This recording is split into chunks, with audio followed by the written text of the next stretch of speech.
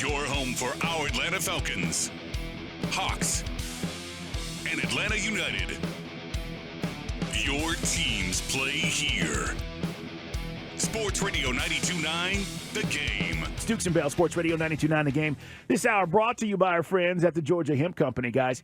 Right now, we can hang our hat on this defense. Offensively, we said this. We're coming along. We've got to be more explosive. Mike mentioned it.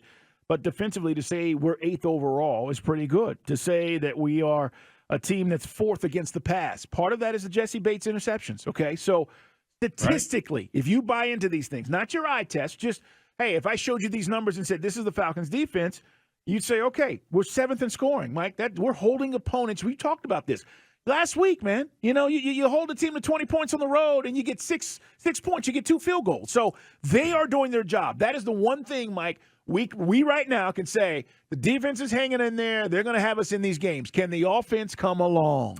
Yeah, because you've got to score and stop with this.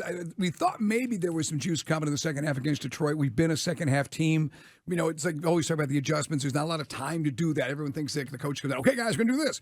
No, I mean, but we have done some things in the second half, and coaches talked about some of the things they've tightened up, like the Packers or the Carolina game, how they dealt with that defensive line that was just eating our lunch, right, with those slants. That's right. So they were able to pick that up. But can Ridder, stop doing just rookie-looking stuff? And make pro throws. That's it. Not asking you to be John Elway, not asking you to be Patrick Mahomes.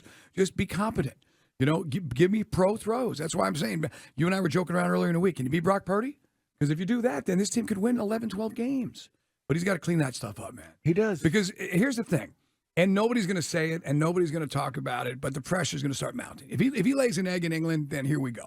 Well, and then people are going to say it's Heineke time, and I've seen enough of Ridder because that'll be 8 games after Sunday. Yeah, and that's why it's.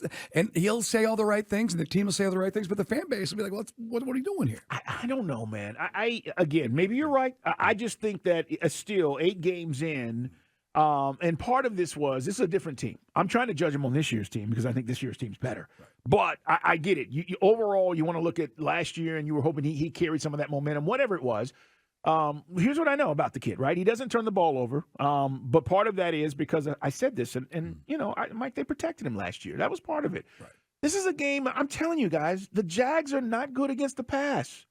You've got to open this up and allow him to throw the football down the field. It's almost like the Lions' game plan should be the Jaguars' game plan. Yes. And we should have just stuck to 3 yards in a cloud of dust in Motown on the road. Yeah, and I'm not saying we don't run the football, but what I'm telling you is all these coaches look at these things, guys, and they go, okay, these are routes. And these are things we can get over on them.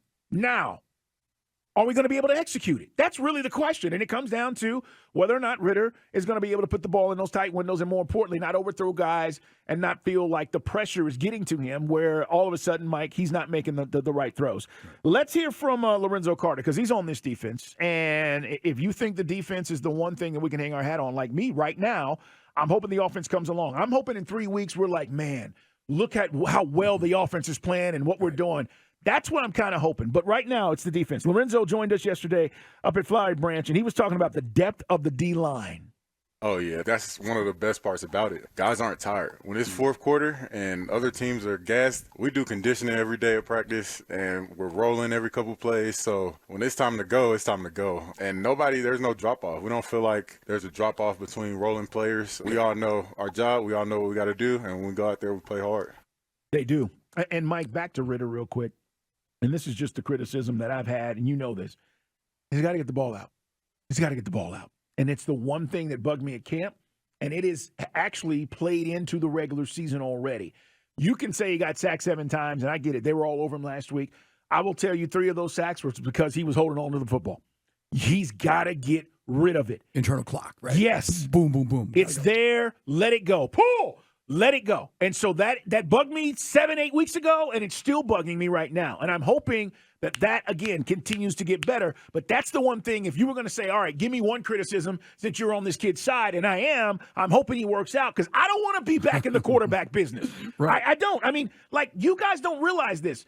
If you get it wrong again, okay, no matter who these guys are around the team, whether it's Bijan or Drake or Pitts, You're still trying to fit that one piece in, and we could be now 2, 3, 4 years away. I'm hoping that's not the case. Now, there's a lot of guys who will look at video from games, kind of get under the hood, and then show you things that didn't work. I know, Brian, you have the podcast with Brian Baldinger. He does that stuff, right? He does Baldy's Breakdown. There's another one, and a bunch of listeners sent it to us over the last few days, and I watched it last night.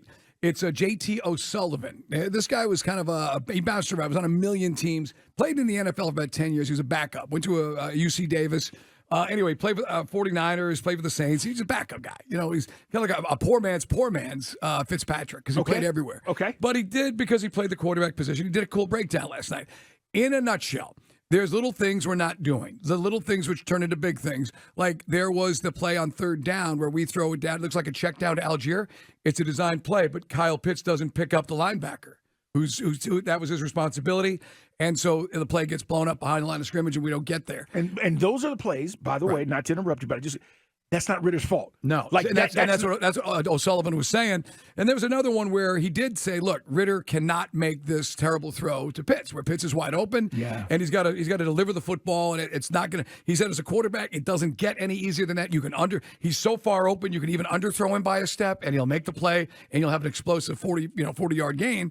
He also didn't like to throw down the sideline to Drake. He's like, that throw was kind of off a little bit. But anyway, you can look at it. It's out there.